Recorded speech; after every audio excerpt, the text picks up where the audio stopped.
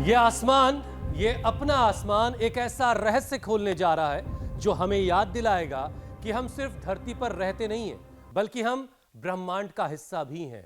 पिछले दिनों पृथ्वी के करीब आया धूमकेतु अब सूरज का चक्कर लगाकर अंतरिक्ष की गहराइयों में लौट रहा है और आज से अगले 15 दिनों तक आकाश में ग्रहों की दुर्लभ कतार आपको दिखाई देगी। बुध, शुक्र, मंगल, बृहस्पति और शनि जैसे ब्रह्मांड खुद एक सीध में खड़ा हो गया है।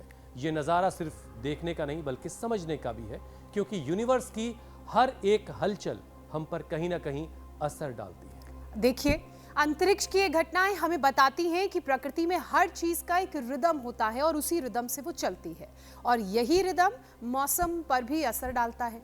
इसी बदलाव का असर सबसे पहले हमारे शरीर की नसों और मांसपेशियों में नजर आता है। और आंकड़े बताते हैं कि ऐसे ट्रांजिशनल सीजन में जॉइंट्स और मसल्स के दर्द 30% तक बढ़ जाते हैं। टेम्परेचर और एटमॉस्फेरिक प्रेशर में बदलाव से नसों में झुनझुनी, खिंचाव और कमजोरी बढ़ती है। यानी बाहर का मौसम बदलता है तो शरीर के अंदर भी एक नई हलचल शुरू हो जाती है। और यही वजह है कि इन दिनों कई लोग सुबह उठते ही जकड़न, जल्दी थकान या बेवजह शरीर में भारीपन की शिकायत करते हैं। ठंड में मांसपेशियां सिकुड़ती हैं, लेकिन गर्मी की शुरुआत में डिहाइड्रेशन नसों के सिग्नल को धीमा कर देता है, जिसकी वजह से दर्द, ऐंठन और कमजोरी महसूस होने लगती है। हेल्थ एक्सपर्ट के मुताबिक इस बदलते मौसम में ऑस्टियोआर्थराइटिस, साइटिका और फाइब्रोमाइल्जिया जैसी परेशानियां ज्यादा होती हैं और यही वजह है कि अस्पतालों की अगर बात की जाए तो ऑर्थो ओपीडी में मरीजों की संख्या तेजी से बढ़ भी रही है।